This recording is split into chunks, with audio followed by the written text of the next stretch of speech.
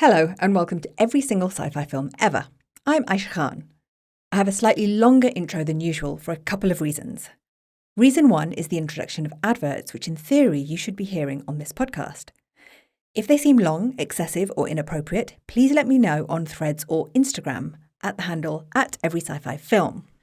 Linked to this introduction of adverts are subscription options that are being offered so you can listen to an ad-free version of the podcast and support the show. More details on that at the end of the episode. Reason two for the long intro is the nature of this episode. Today we'll be doing things slightly differently. There will be a large focus on Czechoslovakia, which gave birth to one of the most unexpectedly amazing science fiction films I have ever seen. The film is Invention for Destruction from 1958, or as it was retitled for international audiences, The Fabulous World of Jules Verne. It was made by Karel Zamen. The film is a visual delight and was, for me, completely unexpected. A black and white wonder of a film with sets and costume designs that were truly breathtaking. The story is based on the Jules Verne novel Facing the Flag from 1896, and although it is a fun story, it is the imagery from the film, based on the late 19th century illustrations from the novel, that are mind-blowing, stunning. Apologies for stressing this point, I'm still recovering from the shock of it all. As this is not a visual medium, you can head to my Instagram to take a look at some of the images. I really hope you're able to find a copy of the film, and although we may touch upon the themes in the plot, I wanted to learn more about Czechoslovakia around this period. Not just because of this amazing film, but because the impending 1960s sees more science fiction output from the country, and the Czechoslovakian new wave in film also begins in the early 60s. Before I introduce my extremely wonderful guests, I wanted to give a quick overview of Zeman. Considering George Méliès was a big influence on Zeman, I did want to mention a few similarities in their lives. Now, George Méliès was one of the earliest filmmakers from France, and if you want to learn about the first science fiction film ever, you can go to episode 2 of the podcast and learn more about him. So Zeman was born in 1910 and as a small child had a strong affinity for the arts, just like Méliès.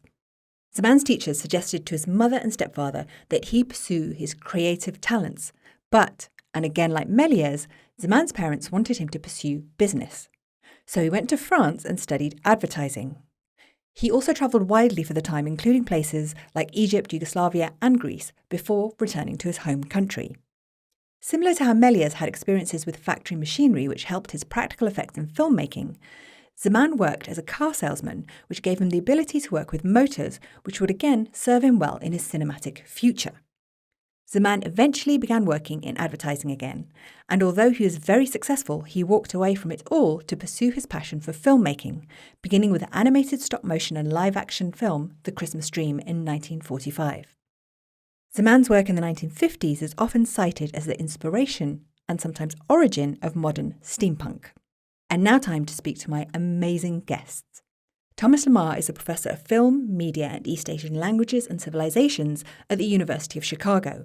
He is also the author of the Steampunk Cinema chapter in the Oxford Handbook of New Science Fiction Cinemas. Welcome to the show, Thomas. How are you doing? Good, thank you very much. Wonderful. Joining Thomas is Mary Hyman, a professor of modern history at Cardiff University.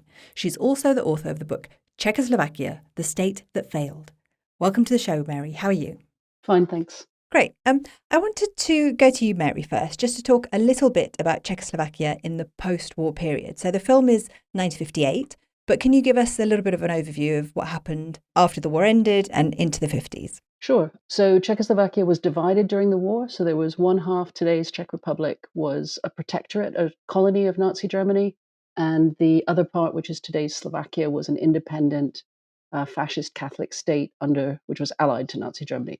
The two halves of the country were reunited after the war. And then I believe that elections were held? There were free elections held in 1946, and the communists won a sort of landslide victory.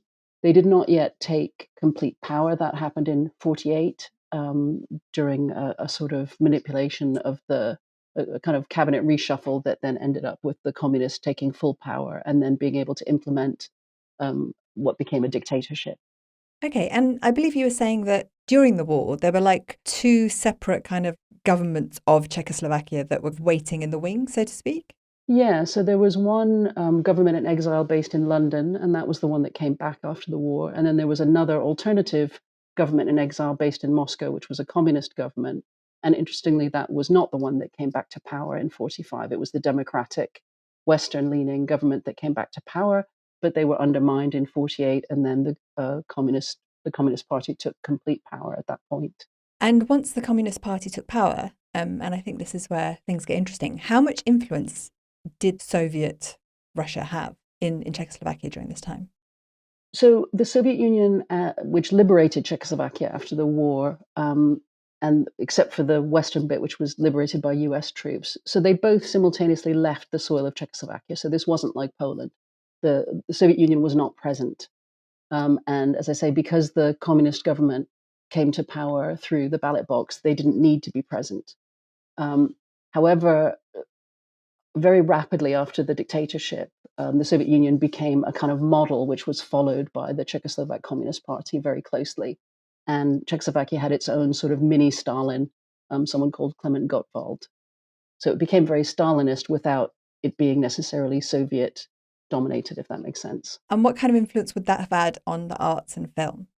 So socialist realism was the sort of obligatory style in the early 50s, although I think, funnily enough, I think animation was always treated a little bit differently. And I think that is probably why Karel Zamen was able to make very, very fantastical, really kind of beautiful films, because they were not considered for adults in a way. Exactly. And there was also a very strong Czechoslovak tradition of animation, which goes back to the 20s. They were somehow immune from the obligatory socialist realist style. And I just wanted to mention Karel Zamen's first film that he worked on was called A Christmas Dream. And that was originally made by Hermina Týrlová. I don't know if I'm pronouncing that right. And she was considered the mother of Czech animation.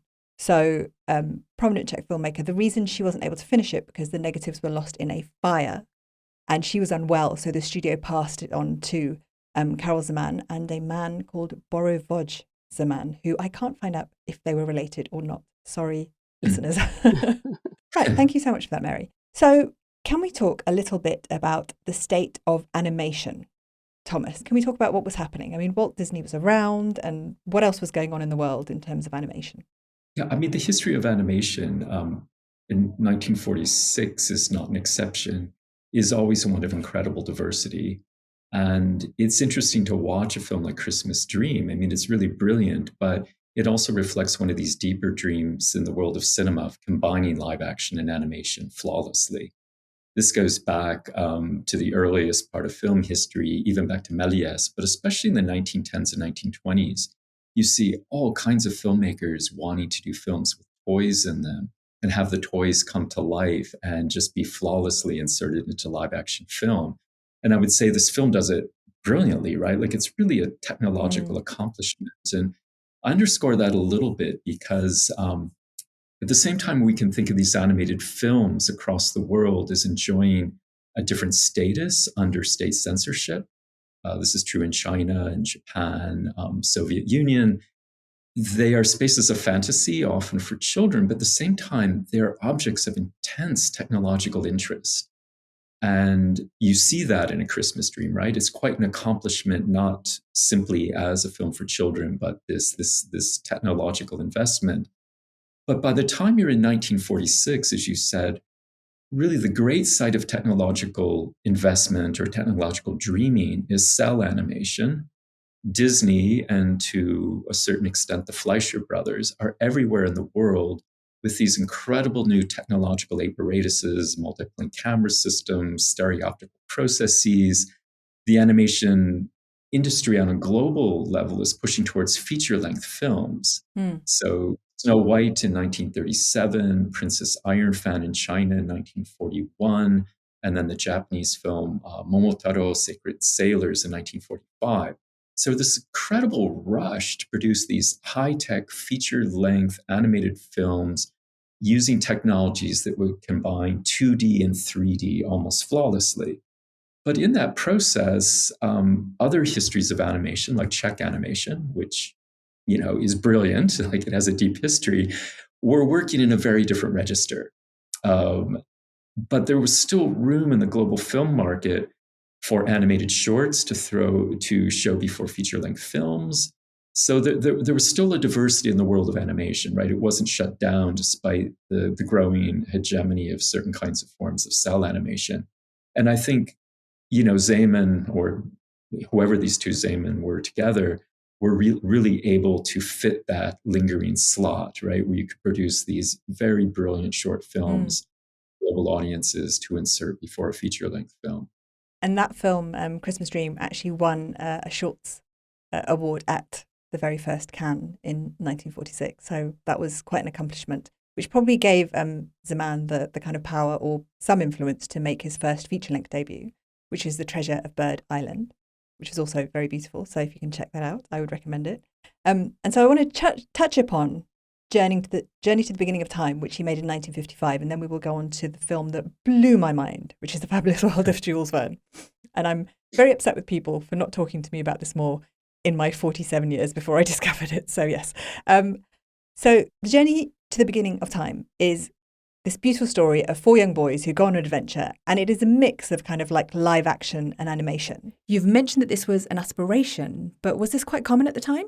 Well, as I said, it was always a deep dream of cinema to have this fusion of live action and animation. Even Disney Studios did them early on with Alice in Wonderland. When you look back at them, they look quite flawed. There's tricks to doing this. And then the question is really, is the trick fully technological? And I would say the Disney lineage pushes towards that, even through digital cinema, like solve the problem technologically. I would say the Czech animators are ingenious because they're trying to solve the problem aesthetically as much as anything. So if you think of film, a lot of the effects that he's doing are called in-camera effects, right? They're not added in post-production, layered into the film. They're really happening while you're filming. And this gives them a really different kind of quality. And I think can add a dimension of realism that might not be the same if you were adding them digitally or in post-production. Yeah, they are practical effects. So they'll get like paintings and they'll put them down onto like in front of the camera, like in really, really beautiful ways, which mean you've got a river, you've got a painting that isn't in the background, but they put it there so it looks like it's the background. And then when they do like underwater scenes, they'll put like glass, which is, you can see little patterns and stuff moving towards it, which isn't actually underwater. And it's just so shocking to me how this film was made so very, very long ago. I wanted to ask you, Mary, is there, because obviously these films are recognised, and when you start reading about them, there's loads of information there. But I had not heard of this film, and I'm not saying I'm like a huge kind of, cinephile, but I love films. And I hadn't heard of them until I started doing my research for science fiction through the ages last year. And is the reason that potentially it wasn't as well known is because it's under like a communist government, which tends to keep everything inside? I'm not so sure about that. I mean, well, perhaps there are a lot of cultural features of Czechoslovak life that were very well known within the Eastern Bloc, but that didn't spread to the West. So that's part of it, I suppose. A sort of cultural Iron Curtain, perhaps. Yeah, although I'm not so sure. I mean, it may just be the Anglophone world, because certainly I think a lot of animation and films were known in Germany, for example, even in West Germany. So, and things like, I don't know if you know Krtek, the little mole. So those sort of cartoons, I mean, they were known all over the world, but yeah, some places missed, not in every place. I think the Anglophone world is its own bubble in some ways. My impression of these films actually is they circulated quite widely at the time. There was a real demand for general audience films or family films.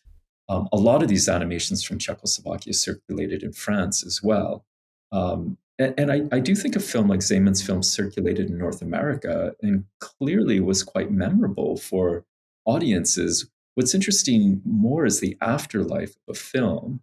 When you look at directors who are interested in it, it's Tim Burton, it's Terry Gilliam, it's the Japanese director Miyazaki Hayao. So they seem to move later into more of a cult slot or a different aesthetic slot than these big budget Hollywood films. So I think some of it is just the way in which a certain kind of global entertainment from the US began to dominate our visual aesthetic. Yeah, and that is really interesting because if so I've been watching a lot of these science fiction films through the first half of the 20th century so far. And so we've got something like Journey to the Centre of the Earth, which comes out a year later in 1959, or 20,000 Leagues Under the Sea, which is 1954, and another Verne-based film, which isn't science fiction, which is Around the World in 80 Days. And they're very slick, and they're big budget, and they're full of colour, and they look great. But for me, when I'm watching them, there's something strangely, and it's kind of ironic, it's something strangely childish in those films. Whereas Zeman's film is made for children, but it just appeals to me so much more because of the kind of artistry involved. It's quite shocking. But we should obviously mention Méliès, because that's a huge influence, as well as Verne and Arthur Conan Doyle. So Zeman's obviously grown up with these kind of influences in his childhood. And also there's this kind of long-standing Czech influence with science fiction, which is probably most memorable with RUR, which is made by Karel Capek, which is where the word robot comes from. Mary, can you talk a little bit about the kind of science fiction and futuristic kind of culture of Czechoslovakia? Yeah, so Karel Čapek was very much closely associated with the first Czechoslovak Republic. So he was in a small circle of favored artists and creators that were very close to President Masaryk, to the founding president of the country. And I think right from the first, Czechoslovakia was very good at promoting itself as a cultural, in the cultural sphere. So Karel Čapek, I mean, he wrote I don't know if it's so well known here, the white, I don't know how it's translated either, Bílá nemoc, it's the white disease or something, which is really prescient. It seems to predict the Holocaust, actually. And it was, it's really quite interesting. And as you say, RUR, which is where the word robot comes from. So I think today, the Czech Republic, I mean, there's a long tradition of the state supporting the arts, and these arts in particular. Yeah, and animation in particular, again, was very much promoted. And 1958 was an important year for Czechoslovakia because it was when Expo 58 happened in Brussels, and the Czechoslovak pavilion sort of won hands down, and everyone was talking about it. So that's the very same year that this film came out. And what kind of, do you know more details about the exhibition they had there? What were they showcasing? So it was a day in the life in Czechoslovakia or something like that, but it was promoting this very excitingly modern world. So the pavilion itself was an incredible kind of tour de force of brutalist art, I suppose, but it was technically astonishing, and I think Czechoslovakia felt it had sort of arrived in '58. It was an important, and the whole thing was brought down and then rebuilt. You can still see the building in Letná in Prague today. Oh wow, that's amazing. And a little tidbit is that the first ever World Fair on record was organised in Prague in 1791, which was for the coronation of King Leopold II, which is not to be confused with King Leopold II of Brussels. So just wanted to get that out there.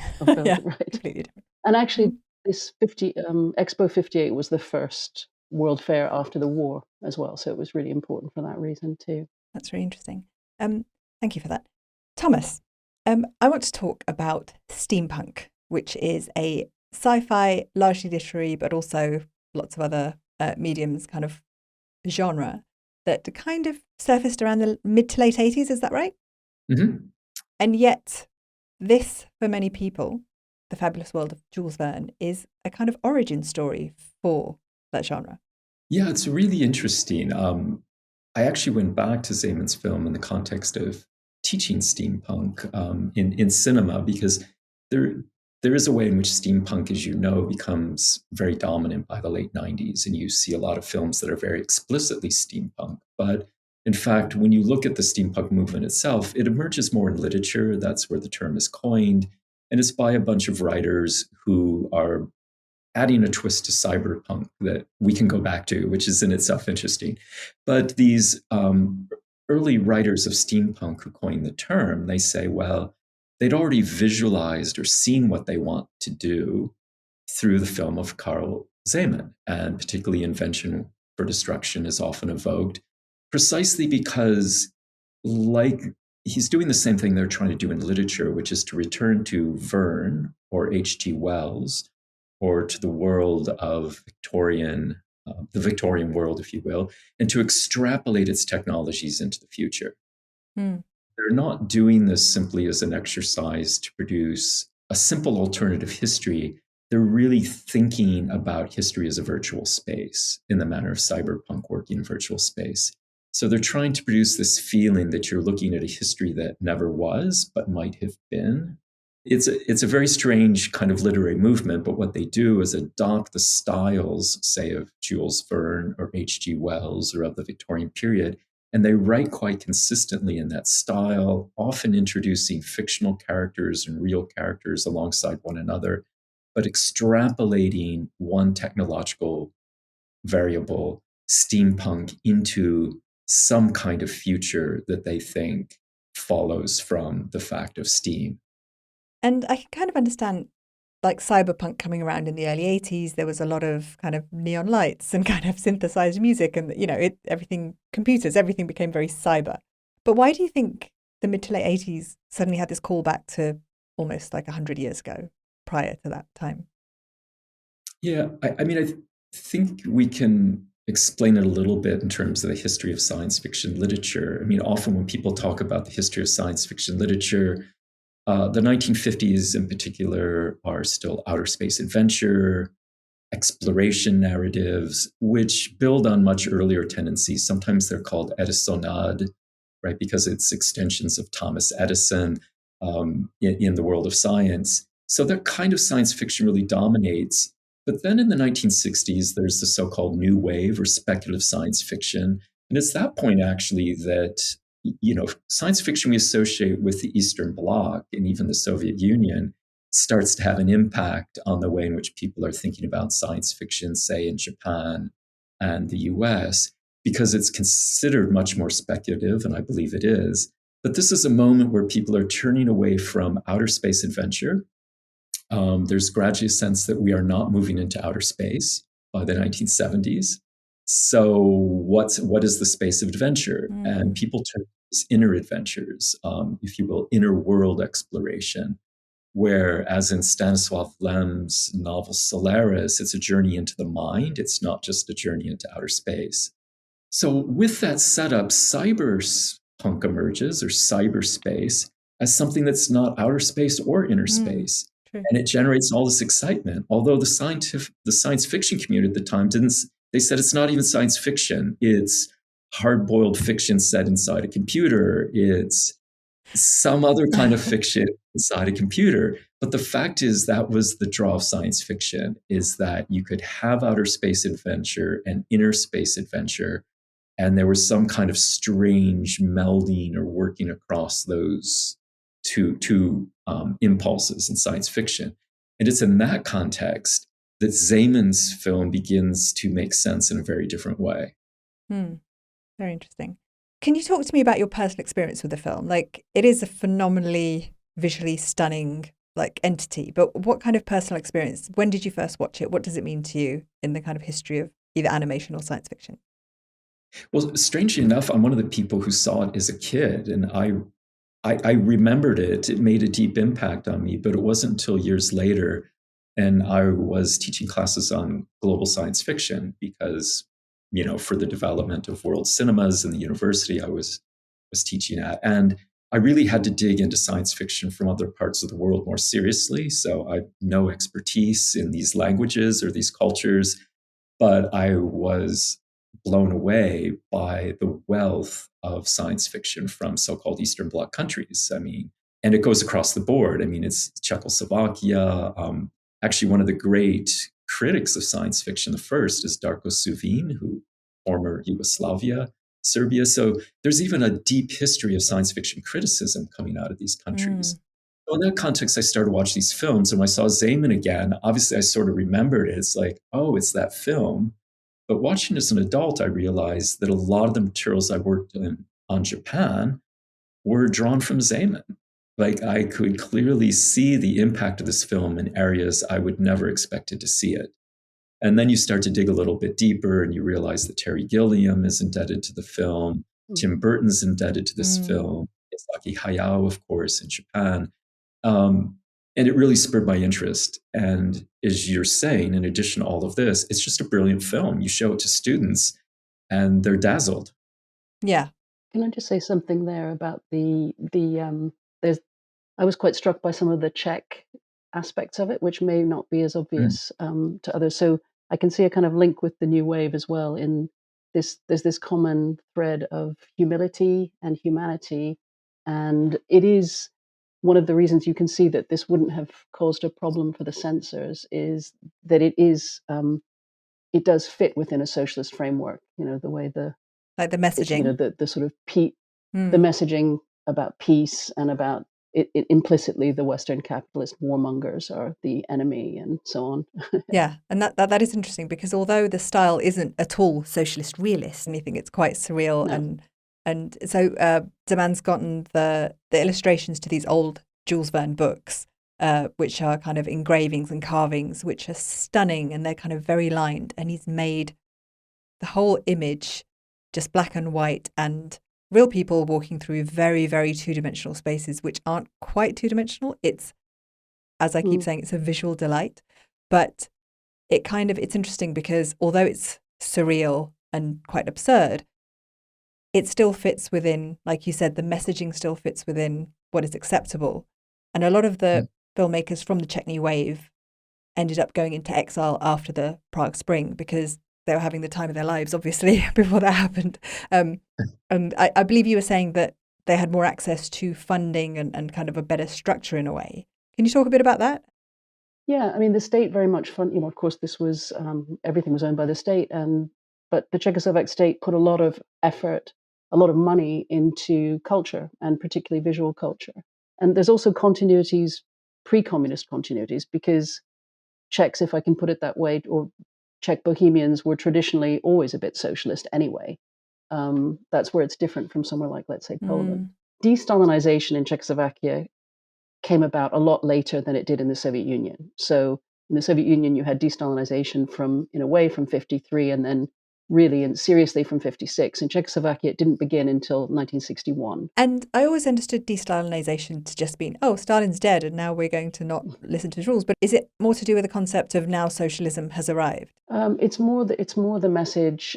Well, Stalinization was condemned by the communist parties as being the so-called cult of personality. Okay. So the idea that it was too much focused on one person, whereas the idea was that there would be collective responsibility within the Politburo, and there would be more room for more opinions and more styles and so on. All within, of course, within a dictatorship. And the Prague Spring never let go of the control of the Communist Party. Yeah.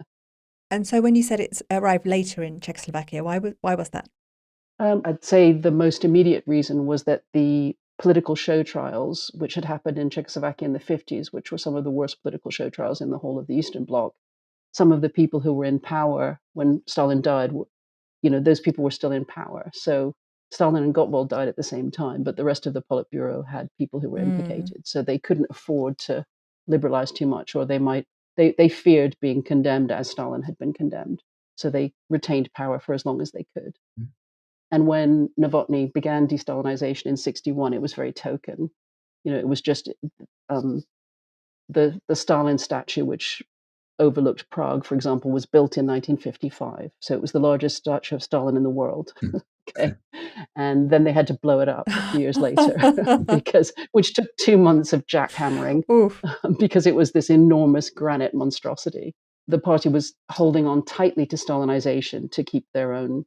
They were then, by 1961, they were under so much pressure from the Soviet Union to de-Stalinize that they finally had to. But they tried to keep a lid on it. And it wasn't until Dubček came along in 68 that they began to really, if you like, liberalize, if that's the right word. So that would be the Prague Spring in 68. Yeah, and it began in Slovakia, actually. It began in 63. So there was a kind of Slovak wave even before the Czech wave. The Prague Spring was a reform movement within the Communist Party, which, and one of the first things which it did was lifted censorship. So a lot of the Prague Spring had come about partly through pressures from the Writers' Union. So it was a lifting of the censorship on the arts, especially on expression, new wave in film already predated the Prague Spring. Can you talk a little bit about how that ended, and also why people had to go into exile at that point? So the reform movement known as the Prague Spring, was so popular and flourished so much that it began to look to neighboring countries as if it was going to destabilize the entire bloc, particularly East Germany and Poland, which then went to the Soviet Union and kept saying, look, you've got to do something about this. Eventually, the Soviet Union, which originally had supported Dubček, began to try and get him to reel in the reforms. It began to look to most of the countries in the Warsaw Pact as though the Czechoslovak Communist Party was losing power. And because Czechoslovakia was right on that fault line with East and West, the consensus within the Warsaw Pact was that they needed to do something. Although famously, Romania, for example, didn't support this. But what they did, 5 Warsaw Pact countries invaded Czechoslovakia in order to put down the reforms, and which they successfully did. And then they brought Dubček back. They took him to Moscow, and then he was the one who began to reel back the reforms. So came back, reimposed censorship, for example. And then within a couple of years, there was a whole new regime, which was very oppressive. So, for example, probably the most famous person, I think, out of filmmakers who did go into exile would be Milos Forman, who made the Czech film The Fireman's Ball, and then he went on to an Academy Award for One Flew Over the Cuckoo's Nest. He made Hair, he made Amadeus, he made Man on the Moon. So very famous. But were there people who stayed in the country at that point? And that was like, as in, were they leaving because they were like, woo, we want to get out of here? Or were they leaving because there were serious repercussions if they stayed? I mean, someone like Milos Forman, he could have a whole career after he left. And for him, The Fireman's Ball could be read as an allegory of the Communist Party as incompetent and idiotic and corrupt. So it wasn't a great, he wasn't going to be allowed to make films like that. So for him, it was better to leave. There was also harassment, often by the secret police, being questioned, being monitored, which was oppressive. But then, of course, some people stayed. So, and some of to me, one of the greatest Czech filmmakers would be Jan Švankmajer, for example. So yeah, it wasn't, people didn't have to leave. They weren't persecuted in that sense, but they weren't free to make what they wanted, to do what they liked. Okay. Interesting. Yeah. Thomas, what do you think the overarching message is of this film, if there is one? Yeah, I wanted to go back a little bit to the previous conversation about the film, because as we've already noted, there's a level of the film that is kind of a lampoon of the Western powers. It's, the kind of ideological messaging is pretty clear. It's fairly straightforward at that level. And actually, even the choice of the Verne novel is strange. Like, Facing the Flag, Face au Drapeau, is not a film. It's not a book anyone reads or even knows. So there's a way in which that Verne material allows for this kind of broad commentary on the nature of science and power. But at the same time, it's a film that we all like because it's also engaged with techniques and technologies in a very subtle, masterful way. So, that would be the question. You could analyze that and say, well, it's kind of a split consciousness, right? Like it's messaging that science is really bad, and at the same time saying, look, we can do all these things technically or technologically with film, or you could read it as a science versus aesthetic divide. But I think actually what makes the film interesting is it's hard to make those decisions. Like you're drawn into this film, I think, not simply because you want a moral message, but there is, again, as in Steampunk, this strange way of reimagining history, and you're losing easy ways of finding a point of reference for coming up with a moral decision on what science and technology really is. So I'd say in that sense, it really is an experimental film. It raises a lot of questions.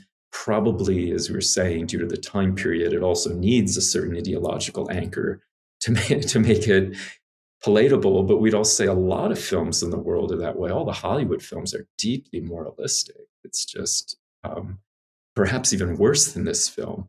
Right? Like they're much more so, I would say, yeah. 20,000 Leagues Under the Sea, it just hits you over the head. Which is a very similar story. They do take a bit of Facing the Flag in 20,000 Leagues Under the Sea and stick it in there too. So yeah, I kind of want to stick with that kind of quality of the film, where in going back to Méliès techniques in combination with Verne, it produces it makes us re-ask what this history of science and technology is. And I would say, and again, this is coming from my bias because I work on science and technology in Japan. I mean, one of the things that happened in Japan is people very quickly separated science from technology.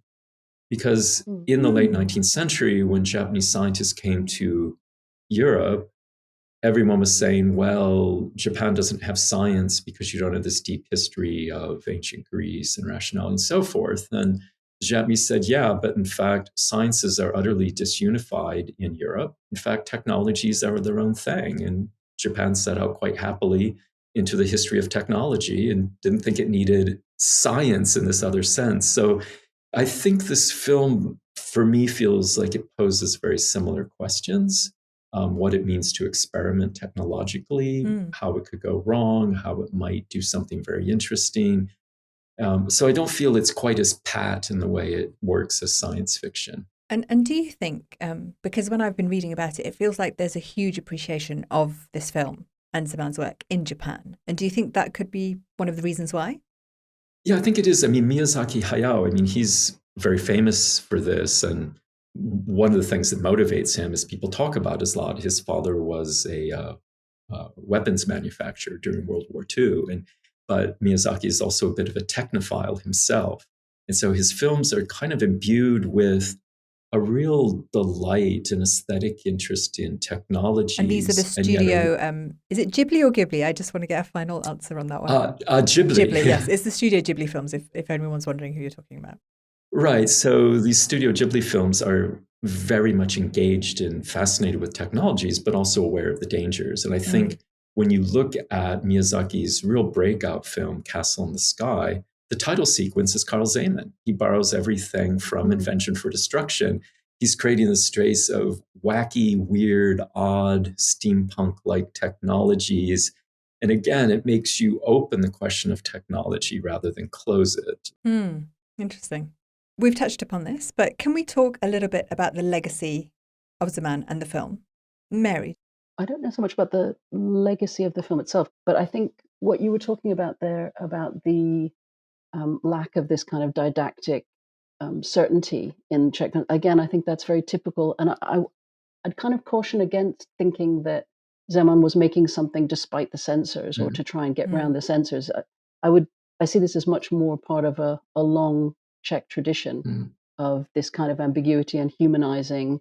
You know, that they're not strongly didactic in that way, or moralistic. There's a huge Zeman museum in Prague. Zeman's legacy is absolutely enormous, of course, in the Czech tradition, not just in animation, but he's a well-known cultural figure. Okay, Thomas, we could talk a bit about his films and his influence. As you've mentioned Terry Gilliam and Tim Burton, and what other legacy do you think he has? Well, in many ways, as you mentioned previously, this film, but also Zeman, perhaps a little more generally, is almost like an origin, right? Or, obviously it's a retroactive origin. It didn't really serve that purpose, but it's selected as an origin for a certain kind of steampunk movement. And I think that his legacy then, and I guess I'm kind of stressing it because I had difficulty reading this myself. I kept wondering, like, what is this film doing that it can do so much work for so many people? And people don't feel it's exhausted, right? They go back to it and they keep finding things and moving it forward. And I think part of it for me is really this tension within the film between, what you think of in cinema as a kind of narrative absorption that really the Hollywood industry is so committed to, like pulling you into the narrative, making you identify with characters, and then having kind of goal-oriented action and closure. It makes some of those gestures clearly because it's, it's a movie with a story and so forth. But at the same time, by drawing on Méliès, it moves into what people think of as magic shows, very expositional and overtly didactic gestures, and a very different way of engaging with film. And these two different ways of engaging with film are in one film. And I think that it's one of the strange things about steampunk when you try to define it as a genre. None of the titles seem to match one another. There's no coherent Like, Explain that a bit more, Thomas. it's very strange. Like when you look at what qualifies as steampunk across the world, you're going to find a movie like Zeman, of course, 20,000 Leagues Under the Sea, but then you're also going to find Terry Gilliam's Brazil, and then Miyazaki Hayao's Howl in the Moving Castle. And this is not like a Western, in other words. It doesn't even have the unity of a musical, but it's recognizable for people who embrace the genre. So I guess that was my question a little bit. How can films so diverse be put in this category? And mostly I think it's the exploration of this kind of tension. There's a way in which people want to do world building with steampunk, draw you into a world, make you feel you're immersed in it, absorbed in it. And at the same time, they want to push you out of it and treat it all like a magic show or a set of tricks, and do something else. So you get very, very polarized tendencies within steampunk on that basis, I think. Brilliant, thank you. Another possible origin there, when we're going back to Czechoslovakia 1958 and the expo, there was the magic lantern. Do you know about that? Magitka Laterna. So again, bringing together a lot of those elements, right? Yeah. Yeah, magic lanterns. Animation, puppets, mime, dance, all those things together. Zeman has that impulse, like magic lantern. And he's part of that same sort of crowd of people as well. So I presume they were influencing each other. Yeah. Oh, and that's beautiful. I think it's really interesting that, because you said 20,000 Leagues Under the Sea, and I was like, no, but that's a straight up, like, that's not steam, because to me but it is. It's just because I don't like it as much as I like Zeman's film. But I also think like there's no clear definition of science fiction, so we're not really going to get a clear science fiction definition of steampunk either. Thank you so much for those. Can we talk about giving our listeners a recommendation to take home with them? Mary. This is For the Love of Prague, which is billed as the true love story of the only free American in Prague during 30 years of communism. It's Gene Dyke, who was an animator from the States, from New York, and who worked on, is it Terry Tunes or something like that? And he ended up through a series of coincidences, which he explains, he ended up doing all his animations in Prague, and he moved to Prague in 1959, so just about this time, and he gives you a really, it's an eyewitness account of what it was like. So from landing in Prague airport with the neon hammer and sickle, seen through the fog, to falling in love and marrying a Czech woman and staying there. And he was there. He only died fairly recently. He remained a fixture of Prague for all those years. Brilliant. Thank you so much for that. Thomas. Yeah, I guess, on one hand, like a huge recommendation, watch Czech animation and Czech film. There's just there's so many treasures people don't know about unless they study film history. But I think with steampunk, I wanted to make kind of a strange recommendation because I work on East Asia, and recommend Stephen Fung's film Tai Chi, or Tai Chi in English, which is an encounter. It's a steampunk invasion of China that has to be countered by some analogous Chinese technology in a martial arts format. So it really gives you a sense of not only how contemporary steampunk is, but the strange configurations it can take. Very interesting. And if anyone's listening, we won't be covering the 1962 The Fabulous Baron Munchausen by Zeman. So I never give recommendations because I'm definitely not qualified to, but I would highly recommend people watch that. If you want more visual delights and you want to be surprised again, check that out. And I love the fact that while doing research for this, I realized that Baron Munchausen was a real person. Well, it was based on a real person. And then the author, who is Rudolf Erich Rasp, didn't admit to writing it because he was scared of libel. But the original, his name was Hieronymus Karl Friedrich von Munchausen, and he was famous for telling these huge tall tales, but not just kind of, oh, I did these amazing things, just absolutely obscure, absurdist, surreal stories, which is very interesting, and the film is fantastic. So that's from me. Thank you so much to both of you for coming on the show. Thank you. I enjoyed it. Thank you very much. Great. That's it for this episode. Next episode, we will be speaking about another film that I very annoyingly hadn't heard of. The 1959 film The World, the Flesh and the Devil, which is a post-apocalyptic story starring Harry Belafonte as the last man on Earth. I will leave a link in the podcast summary of where you can watch that. Now on to the ads and subscription options. First, a little apology. I realise ads are not fun, but they will hopefully help a tiny bit towards the costs of producing this podcast, which does actually involve quite a phenomenal amount of time. This includes all the types of research into films, history and guests, booking, recording and then editing into a relatively consumable podcast. I also have big dreams that one day perhaps I can focus fully on this podcast and free up time from paid work, and both the ads and subscriptions will help towards making that potential delusion into a potential reality. I do want to just thank you, again, as I tend to do quite often on the show, although I never know if it sounds a little too sentimental. Thank you so much for the support you've given the podcast, and if you're happy to listen through the ads, please do. I appreciate you listening, and those of you that have reached out to share their love of science fiction and the show. I didn't quite realise how big of a draw this podcast would have. In terms of subscriptions, I have set up tiers on Patreon for those who want an ad-free podcast experience and to support the podcast. You can find me at patreon.com/every sci-fi film, and there's a link in the podcast summary as well. The lowest tier is $3 and also, strangely, £3. I have no idea how the currency conversion is calculated, but it is not under my control. Sorry about that to those in the UK. $3 or pounds will give you all podcasts ad-free and access to the Patreon community chat, which at the time of recording is absolutely empty, but I will post once someone joins. For $5, you get access to a monthly newsletter. This is a new thing for me, and I've put up an introductory newsletter for everyone to read, which can help set up your expectations for my monthly ramblings. I'm also setting up a slightly ambitious $15 a month option, which includes extra content and live Q&As, which honestly, I might regret and you might also regret, and hence frantically cancel once you actually speak to me, but let's see how it goes. I realise that increasingly we do not live in a pay-for-content world, and adverts in podcasts can be annoying, but please do stay with me if you can. I can't quite express how much I appreciate the response from all the listeners out there, but I hope you're able to join me on this fantastic journey, on whatever basis you feel comfortable with.